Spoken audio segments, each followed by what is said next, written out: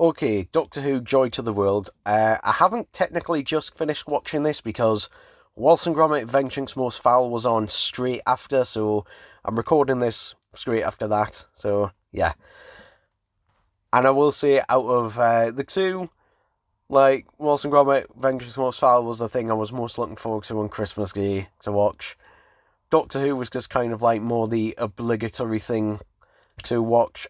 And this episode, while I didn't hate it, I thought it was all right. It was fine and that, but nothing about it kind of made me go, "Oh yes, this is definitely it." I mean, it kind of slogs along in places. This episode, I feel.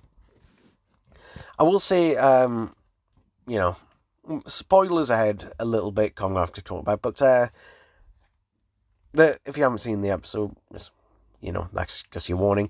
The sequence of the Doctor living at the hotel for a year, I think, was the best part of the episode and was the part I actually enjoyed the most out of this. It did remind me of other Stephen Moffat scripts and that, where he done stuff like that, particularly, even though Stephen Moffat didn't write it, it reminded me of The Lodger a bit. Also, despite being called Joy to the World, I think the biggest problem is Joy herself.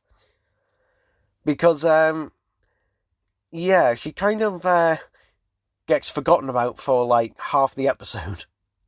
She doesn't appear into, she does kind of get forgotten about for half the episode because, again, that sequence of the Doctor living in the hotel for a year takes up more time than I initially thought, and I did enjoy it, but it means, again, spoilers ahead, being warned, when Joy sacrifices, technically, herself at the end and, dies, doesn't die, but does die, whatever it is, I didn't really feel anything for it because, by that point, we barely knew her. We hadn't really gotten to know her as a character. It was just like a list of facts.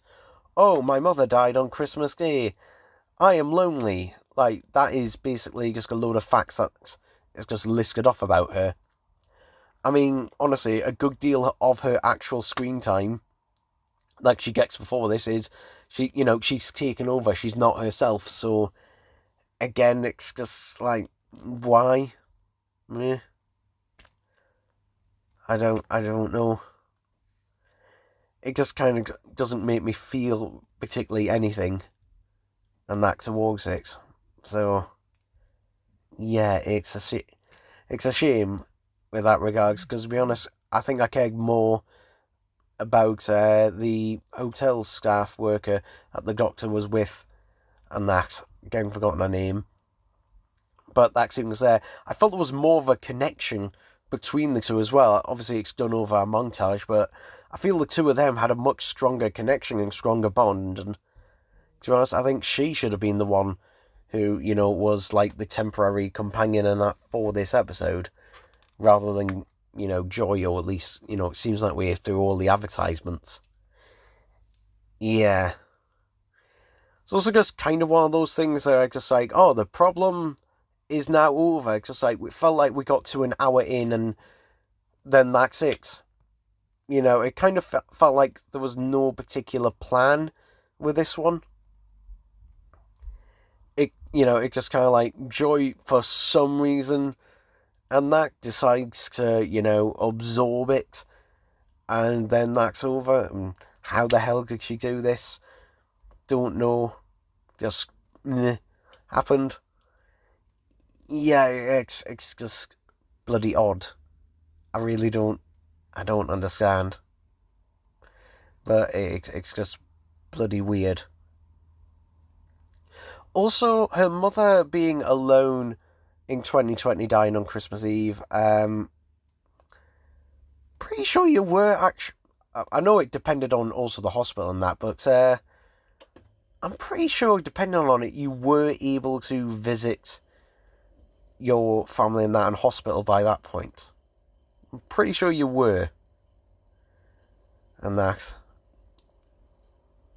But don't quote me on that. I think it did also depend on, the area and that. But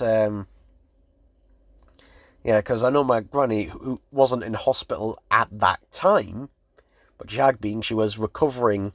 She was in, like, the recovery care bit. And I was able to visit her on Christmas Day that year. So, yeah. Don't know if that was a thing or not. But, yeah, there's also a bit of cringy dialogue in there as well, where you just kind of roll your teeth and just go, oh. Like, some of it feels forced, but also some of it is just like that Stephen Moffat dialogue again. Because also, yeah, like, Joy isn't really a character. She's basically just a plot device for the episode and that. And to be honest, the story doesn't feel like it has that much tension to it. I mean, again, I love that montage, but it completely defeats any of the, rapid sort of tension and that the episode progresses. It just kind of feels like it's kind of going at a relaxed speed. And I wouldn't be surprised that this episode, was originally thought of to maybe be 45 minutes, to be honest. If that. Because it barely has enough for that. But then, obviously, it's Christmas special, has to stretch it out for an hour. And so that bit, the montage and that, the Doctor having a year at that hotel was kind of added in. Which, again, I'm saying it's the best part for me of the episode, but it does feel like it's stretching it out a bit. Ncuti Gatwa cries at the end again, because, of course, like, we've got to tick off a list of all the things in this era. I was getting a bit of Chris Chibnall vibes with the bloody title cards and the year, like the place and the year, because like, oh, we're doing this kind of thing again. It's like this place at this time. But as I said, I didn't hate it, but I didn't love it either. It was just like, eh.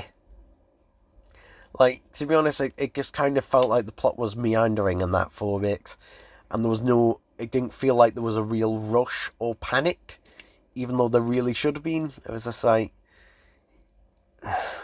meh. It was just kind of like, here's something on the TV you can watch on Christmas Day.